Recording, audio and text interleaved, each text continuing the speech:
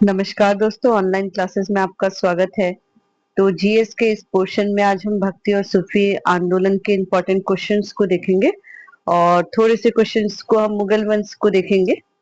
तो आज शुरू करते हैं। भक्ति आंदोलन का प्रारंभ किया गया था अलवार संतों द्वारा, सूफी संतों द्वारा, सूरदास द्वारा, तुलसीदास द्वारा। तो ये किया गया था अलवार संतों द्वारा। भक्ति आंदोलन का उदय सर्वप्रथम द्रविड़ देश में हुआ था और तथा वहां से उनका प्रचार उत्तर में किया गया। भागवत पुराण में कहा गया है कि भक्ति द्रविड़ देश में जन्मी, कर्नाटक में विकसित हुई तथा कुछ काल तक महाराष्ट्र में रहने के बाद गुजरात पहुंचकर जीर्ण हो गई।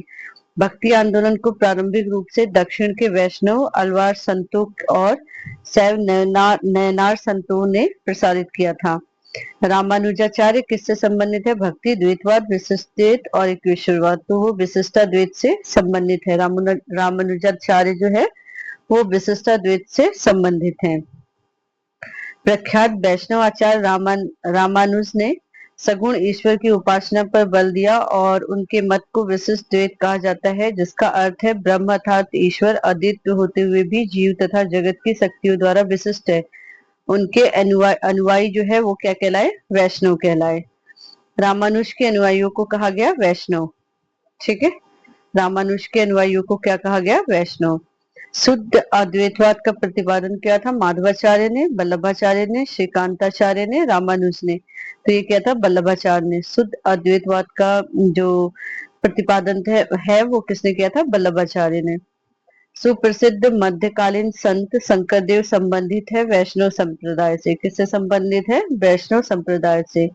निम्नलिखित में कौन सम्मिलित है? अद्वैतवाद रामानुज, विशिष्ट द्वैतवाद शंकराचार्य, द्वैतवाद माधवाचार्य, द्वैतवाद वल्लभाचार्य। तो इसके हो जाएंगे द्वैतवाद जो है वो माधवाचार्य के हैं। भक्ति संस्कृति का भारत में पुनर्जन्म हुआ वैदिक काल में 10वीं शताब्दी ईस्वी में, 12वीं शताब्दी ईस्वी में, 15वीं और 16वीं शताब्दी ईस्वी में। तो 15वीं और 16वीं शताब्दी ईस्वी में। सूची 1 को सूची 2 से सम्मिलित करिए। तो वल्लभाचार्य द्वैतवाद, रामानुज पुष्टि मार्ग और माधवाचार्य विशिष्ट द्वैतवाद और शंकराचार्य अद्वैतवाद। तो इसका हो जाएगा वल्लभाचार्य जो जाएंगे वो पुष्टि मार्ग के, और रामानुज जो जाएंगे विशिष्ट द्वैत के, माधवाचार्य जो जाएंगे वो द्वैतवाद के, और शंकर जो जाएंगे वो अद्वैतवाद के। ठीक है, यहाँ पे नेक्स्ट है सूची 1 को सूची 2 से सम्मिलित करना है। दार्शनिक है और इधर दर्शन है। तो रामानुज द्वैतवाद, माधवाचार्य द्वैतवाद, निम्बकार द्वैत और वल्लभाचार्य विशिष्ट द्वैतवाद। तो रामानुज जो है वो किसके हैं? विशिष्ट द्वैतवाद के, और माधवाचार्य द्वैतवाद के, और आपके हो जाएंगे निम्बार्क जो है वो द्वैतवाद के हैं, और वल्लभाचार्य शुद्ध द्वैतवाद के हैं। ठीक है, तो ऑप्शन नंबर बी आपका क्या हो जाएगा? सही हो जाएगा। मध्यकालीन भारत में निम्नलिखित में से किस संत का जन्म प्रयाग में हुआ था? कुंभन दास का, रामानंद का, रैदास का, तुलसीदास का। तो ये हो जाएगा आपका रामानंद का। निम्न में से भक्ति के सही तैथिक कालक्रम अनुक्रम को चुनिए। कबीर, गुरु नानक, चैतन्य, मीराबाई। कबीर, चैतन्य, गुरु नानक, मीराबाई। कबीर, मीराबाई, चैतन्य, गुरु नानक, चैतन्य, मीराबाई, कबीर। तो सबसे पहले कबीर दास थे, फिर गुरु नानक देव, फिर चैतन्य और फिर लास्ट में मीराबाई। तो ऑप्शन नंबर ए क्या हो जाएगा? सही हो जाएगा। कामरूप में वैष्णव धर्म को लोकप्रिय बना था चैतन्य ने, निम्बार्क में ने, और रामानंद ने, या फिर शंकर देव ने? तो शंकर देव ने क्या करा था? शंकर देव ने वैष्णव धर्म को क्या करा था? लोकप्रिय बनाया था। कोई व्यक्ति किसी व्यक्ति से उसका धर्म, संप्रदाय या जाति ना पूछे, यह कथन है कबीर का, रामानंद का, रामानुज का, चैतन्य का। तो ये कथन है रामानंद का। निम्नलिखित में से कौन इस्लाम से प्रभावित था? चैतन्य, मीराबाई, नामदेव, वल्लभाचार्य। तो नामदेव जो थे वो इस्लाम से प्रभावित थे। निम्नलिखित संतों को उनके कालक्रम के अनुसार नियोजित करना है। कबीर, नामदेव, मीराबाई, नानक। तो सबसे पहले आ जाएंगे आपके नामदेव, फिर आ जाएंगे आपके कबीर, फिर आ जाएंगे नानक देव, फिर लास्ट में मीराबाई। तो ऑप्शन नंबर सी क्या हो जाएगा? सही हो जाएगा। चैतन्य महाप्रभु के संप्रदाय से संबंध है? वैष्णव से, शैव से, बौद्ध से, सूफी से। तो ये हो जाएंगे आपके वैष्णव से। कबीर शिष्य थे चैतन्य के, रामानंद के, रामानुज के, तुकाराम के, तो ये हो जाएंगे आपके रामानंद के। तुलसीदास किसके समकालीन थे? अकबर तथा जहांगीर, शाहजहां, औरंगजेब, बाबर तथा हुमायूं, तो अकबर और जहांगीर के तुलसीदास क्या थे? समकालीन थे। कबीर एवं धर्मदास के मध्य संवादों के संकलन का शीर्षक है सबद, अमरमूल, साखी, रमैनी, तो ये हो जाएगा अमरमूल। मीराबाई समकालीन थी तुलसीदास के, चैतन्य महाप्रभु के, गुरु नानक के, रामकृष्ण परमहंस के। तो मीराबाई जो है तुलसीदास के भी समकालीन थी, चैतन्य महाप्रभु के भी और गुरु नानक देव के, तो इन तीनों के ये समकालीन थी, लेकिन रामकृष्ण परमहंस के समकालीन नहीं थे। तो ये क्वेश्चन ही क्या हो जाएगा? गलत है। ये तीनों इनके समकालीन थे और रामकृष्ण परमहंस जो है इनके समकालीन नहीं थे। मलुकदास एक संत कवि थे, आगरा के, अयोध्या के, काशी के, कड़ा के, तो ये हो जाएंगे आपके कड़ा के।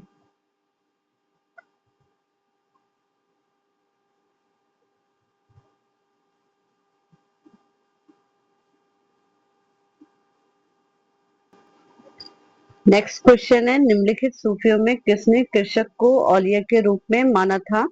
शाह मोहम्मद गौस ने, शाह अब्दुल अजीज ने, शाह बल्लीउल्लाह ने, ख्वाजा मीर दर्द ने, तो ये हो जाएगा शाह मोहम्मद गौस ने। निम्नलिखित में से किसका संबंध सूफीवाद से नहीं है? उलेमा, खान का, शेख और समा, तो उलेमा का। प्रतिवर्ष प्रसिद्ध सूफी संत हाजी वारिस अली शाह की मजार पर मेला लगता है फतेहपुर सीकरी में, कलियार में, देवा शरीफ में या गढ़ मुक्तेश्वर में, तो ये हो जाएगा आपका देवा शरीफ में। उत्तर प्रदेश के बाराबंकी जिले में स्थित देवा शरीफ में प्रसिद्ध सूफी संत हाजी वारिस अली शाह के मजार स्थित है, जहाँ प्रतिवर्ष क्या लगता है? मेला लगता है। ईसाइयों का गुड फ्राइडे क्यों मनाया जाता है? ईसा मसीह की मृत्यु पर, ईसा मसीह के जन्म पर, ईसा मसीह को सूली पे चढ़ाया गया था, ईसवी सन का प्रारंभ हुआ था, तो ईसा मसीह को सूली पे उस दिन क्या किया गया था? चढ़ाया गया था। अब इसके बाद आता है मुगल वंश। ठीक है, तो मुगल वंश में फर्स्ट क्वेश्चन को देखते हैं। मध्यकालीन भारत में मुगल शासक वस्तुतः थे फारसी, अफगान, चगताई। उपयुक्त में से कोई नहीं, तो ये थे आपके चगताई। इनमें से किसने बाबर को सर ए पुल युद्ध में पराजित किया था? अब्दुल खान उज़्बेक ने, सैबानी खान ने, उबैदुल्ला खान ने, जानी बेग ने, तो ये हो जाएगा आपका सैबानी खान ने।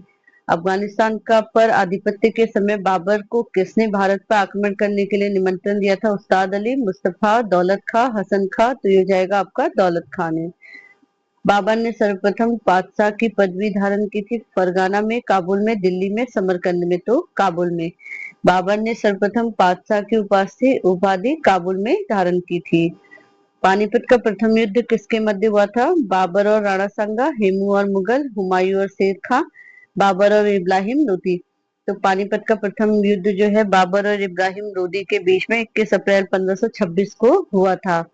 ठीक है, बाबर के पास विशेष सुविधाएं थी इस युद्ध में। उसके पास तोपखाने ने इस युद्ध में आश्चर्यजनक काम किया। इब्राहिम लोदी की सेना संख्या में अधिक होते हुए भी क्या हो गई? पराजित हो गई। इब्राहिम लोदी रण क्षेत्र में मारा गया और फलस्वरूप दिल्ली और आगरा पे बाबर का क्या हो गया? आधिपत्य हो गया। 27 अप्रैल 1526 को बाबर ने अपने आप को बादशाह घोषित कर भारत में मुगल साम्राज्य की क्या करी? नींव डाली। किस वर्ष बाबर ने सुल्तान इब्राहिम लोदी को पानीपत की लड़ाई में पराजित किया? 1526 में। निम्नलिखित युद्ध में से किस एक में बाबर ने जिहाद की घोषणा की थी? पानीपत का युद्ध, खानवा का युद्ध, चंदेरी का युद्ध, उपयुक्त में से कोई नहीं, तो ये है आपका खानवा का युद्ध। बाबर ने खानवा के युद्ध में जिहाद की घोषणा की थी। खानवा का युद्ध 1527 में बाबर और राणा सांगा के बीच हुआ था। इस युद्ध में राणा सांगा पराजित हुआ। इसी युद्ध में विजयश्री मिलने के उपरांत बाबर ने गाजी की उपाधि धारण की। कुछ विद्वानों के अनुसार बाबर ने चंदेरी के युद्ध में जिहाद भी घोषित किया। राणा सांगा निम्नलिखित युद्धों में से किसमें बाबर के विरुद्ध लड़ाई की थी? खानवा का युद्ध। मेवाड़ के जिस राजा को 1527 में खानवा के युद्ध में बाबर ने हराया था वह था राणा सांगा। बाबर ने अपने बादशाह में किस हिंदू राज्य का उल्लेख किया है? उड़ीसा, गुजरात, मेवाड़, कश्मीर। मेवाड़ का। निम्नलिखित में से किस युद्ध में एक पक्ष द्वारा प्रथम बार तोपों का उपयोग किया गया था? पानीपत का प्रथम युद्ध में जो इब्राहिम लोदी और बाबर के बीच में 21 अप्रैल 1526 को लड़ा गया था। और इसमें इब्राहिम लोदी की जो सेना थी संख्या में अधिक थी, लेकिन बाबर ने फिर भी इब्राहिम लोदी जो है बाबर से पराजित हो गया था, क्योंकि बाबर ने सबसे पहले यहाँ तोपों का, इस युद्ध में तोपों का यूज किया था। भारत में तोप और बंदूक दाखिल करने का श्रेय आमतौर पे बाबर को ही दिया जाता है। अयोध्या स्थित बाबरी मस्जिद का निर्माण किसने कराया था? बाबर, हुमायूं, निजाम मुल्क और मीर बाकी ने। ऐसी मान्यता है कि मुगल बादशाह बाबर के सेनानायक बाकी ने अयोध्या में बाबरी मस्जिद का क्या कराया था? निर्माण कराया था। निम्न में से कौन सा युग्म सम्मिलित नहीं है? पानीपत का प्रथम युद्ध 1526 सही है। खानवा का युद्ध 1527 सही है। घाघरा का युद्ध 1529 सही है। चंदेरी का युद्ध 1530 ये आपका रॉन्ग है। चंदेरी का युद्ध 1528 में बाबर और मेदिनी राय के बीच में हुआ था। उसके बाद देखते हैं हुमायूं और शेरशाह। निम्नलिखित में से कौन सा सही सुमेलित नहीं है? इल्तुतमिश रजिया के पिता थे। गुलबदम बेगम बाबर की पुत्री थी। हमीदा बानो बेगम अलाउद्दीन खिलजी की पत्नी थी। शाह तुर्कन इल्तुतमिश की पत्नी थी। तो हमीदा बानो बेगम जो है वो हुमायूं की पत्नी थी, ना कि अलाउद्दीन खिलजी की। तो ये वाला कौन सा है? रॉन्ग हो जाएगा। निम्नलिखित नामों में उसे चिन्हित करिए जो हुमायूं के भाइयों में से किसी का नाम नहीं था। कमरान, उस्मान, अस्करी, हिंदाल। तो ये हो जाएगा उस्मान। निम्नलिखित में से किन दो शासकों के मध्य 17 मई 1540 में कन्नौज के पास युद्ध हुआ था? हुमायूं एवं सुल्तान मोहम्मद नुहाई। शेरशाह और हुमायूं, शेरशाह और मिर्जा कामरान, मोहम्मद शाह एवं हुमायूं। तो ये हो जाएगा शेरशाह एवं हुमायूं। मात्र एक मुट्ठी बाजरे के चक्कर में मैंने अपना साम्राज्य खो दिया होता। इस कथन में आप किस मध्यकालीन शासक के से संबंध करेंगे? शेरशाह से। शेरशाह को दफनाया गया था कलिंजर में, सासाराम में, जौनपुर में, पटना में। तो ये सासाराम में, शेरशाह को सासाराम में। शेरशाह सूरी की मृत्यु कलिंजर में हुई थी। शेरशाह सूरी का अंतिम अभियान निम्नलिखित में से किस राज्य के विरुद्ध था? कलिंजर के। और निम्नलिखित मध्ययुगीन शासकों में कौन एक उच्च शिक्षित था? बलबन, अलाउद्दीन खिलजी, इब्राहिम लोदी, शेरशाह। तो शेरशाह। दिल्ली के पुराना किला में वर्तमान स्वरूप का निर्माण निम्नलिखित में से किसने करवाया था? शेरशाह सूरी ने, अकबर ने, बाबर ने, शाहजहां ने। तो ये कराया था आपका शेरशाह सूरी ने। निम्नलिखित घटनाओं पर विचार कीजिए, उन्हें उनके कालक्रम के में व्यवस्थित कीजिए। दौराह का युद्ध, कन्नौज का युद्ध, सामूगढ़ का युद्ध, चौसा का युद्ध। तो सबसे पहले दौराह का युद्ध 1531 से 1532 में। फिर है आपका चौसा का युद्ध, चौसा का युद्ध 1539 में। उसके बाद है कन्नौज का युद्ध, कन्नौज का युद्ध 1540 में, 1540 में। और सामूगढ़ का युद्ध जो है 1658 में। दिल्ली के पुराने किले में भीतरी बनी मस्जिद किला ए कुहना का निर्माण किसने कराया था? हुमायूं, शेरशाह, अकबर, शाहजहां। तो ये कराया था आपका शेरशाह ने। शेरशाह को अपनी वीरता से प्रभावित करने वाले जैता और कुंपा किस स्थान से संबंधित है? मालवा, मेवाड़, बुंदेलखंड, मारवाड़। तो ये आपका मारवाड़। शेरशाह सूरी के संदर्भ में निम्नलिखित में से कौन से कथन सही हैं? वह एक शानदार प्रशासनिक शासक था, प्रशासनिक व्यवस्था का निर्माता था। हालांकि एक शासक के रूप में उसके गुण युद्ध के मैदान पर उसकी जीत का उल्लेख नहीं कर सकते हैं। नीचे दिए गए सही उत्तर का चयन कीजिए। केवल एक सही है, दोनों सही है, केवल दो सही है, न तो एक सही है न दो सही है। केवल एक सही है कि वह एक शानदार प्रशासनिक व्यवस्था के निर्माता थे। कृषकों की सहायता के लिए किस मध्यकालीन भारतीय शासक ने पट्टा एवं काबूलियत की व्यवस्था प्रारंभ की थी? अलाउद्दीन खिलजी, मोहम्मद बिन तुगलक, शेरशाह, अकबर। तो शेरशाह ने मध्यकालीन भारत में पट्टा एवं काबूलियत की व्यवस्था प्रारंभ की थी। शेरशाह के अंतर्गत तांबे के दाम और चांदी के रुपए की विनिमय दर क्या थी? 16:1, 32:1, 48:1, 64:1। तो इसका हो जाएगा 64:1। तांबे में दाम और चांदी के रुपया की विनिमय की दर जो थी 64:1। शेरशाह की मुद्रा व्यवस्था अत्यंत विकसित थी। इसने शुद्ध चांदी का रुपया 178 ग्रेन और तांबे के दाम 380 ग्रेन चलाया। रुपया और दाम की विनिमय दर 1:64 थी। उसके बाद आता है अकबर। अकबर ने सर्वप्रथम वैवाहिक संबंध राजपूतों के जिस ग्रह से स्थापित किया था वह था बुंदेलों से, कछवाहों से, राठौर से, सिसोदिया से। तो यह है कछवाहों से। निम्नलिखित घटनाओं पर विचार कीजिए और उनको उनके कालक्रम में व्यवस्थित कीजिए। अम्बेर की राजकुमारी ने अकबर का विवाह से अम्बेर की राजकुमारी से अकबर का विवाह, तुकारोई का युद्ध, मालवा पर मुगल आक्रमण, उड़ीसा की कररानी की विजय। तो इसका हो जाएगा सबसे पहले मालवा पर मुगल आक्रमण, उसके बाद हो जाएगा अम्बेर की राजकुमारी से विवाह। अम्बेर की राजकुमारी से अकबर का विवाह 1562 में। फिर हो जाएगा तुकरोई का युद्ध 1575 में, मालवा पर मुगल आक्रमण 1561 में और उड़ीसा पर कररानी की विजय 1568 में। तो सबसे पहले हो जाएगा मालवा पर मुगल आक्रमण कितने में था? 1561 में, सबसे पहले तीसरे नंबर का। फिर दूसरा, फिर तुकरोई का युद्ध और उड़ीसा पे कररानी की विजय जो है 1568 में। किस चिश्ती संत के दरगाह पर अकबर दर्शन हेतु अधिक जाना जाता है? मुहिद्दीन चिश्ती, शेख नसीमुद्दीन चिराग देहलवी, कुतुबुद्दीन बख्तियार काकी और शेख फरीद गंजे सक्कर। तो ये हो जाएगा मुहिद्दीन चिश्ती। निम्नलिखित में से किसे अकबर ने स्वयं मारा था? अधम खां को, बैरम खां को, बाज बहादुर को, पीर मोहम्मद खां को। तो ये हो जाएगा आपका अधम खां को। निम्नलिखित में से किसको एक प्रबुद्ध निरंकुश कहा जा सकता है? बाबर, हुमायूं, अकबर और औरंगजेब। तो ये है अकबर।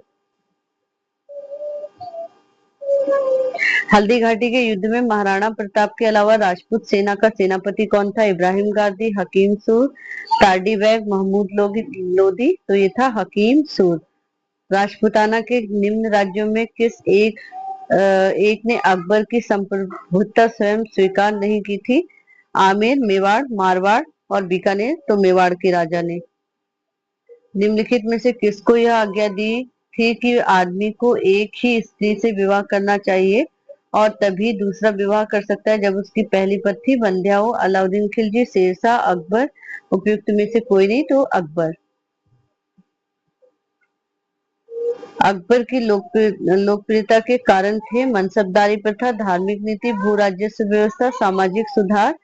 तो ये चारों ही सही हैं। निम्नलिखित कथनों में से कौन सा सही है? अकबर ने लड़के और लड़कियों के विवाह की आयु निर्धारित करने का प्रयास किया। अकबर ने लड़कियों के अभिभावकों के दबाव से अलग स्वयं की इच्छा से विवाह करने की स्वतंत्रता दी। दोनों ही क्या है? सही है। तो ऑप्शन नंबर सी क्या हो जाएगा? सही हो जाएगा। अकबर कालीन सैन्य व्यवस्था आधारित थी मनसबदारी, जमींदारी, सामंतवादी, आयने दहसाला। तो ये था मनसबदारी।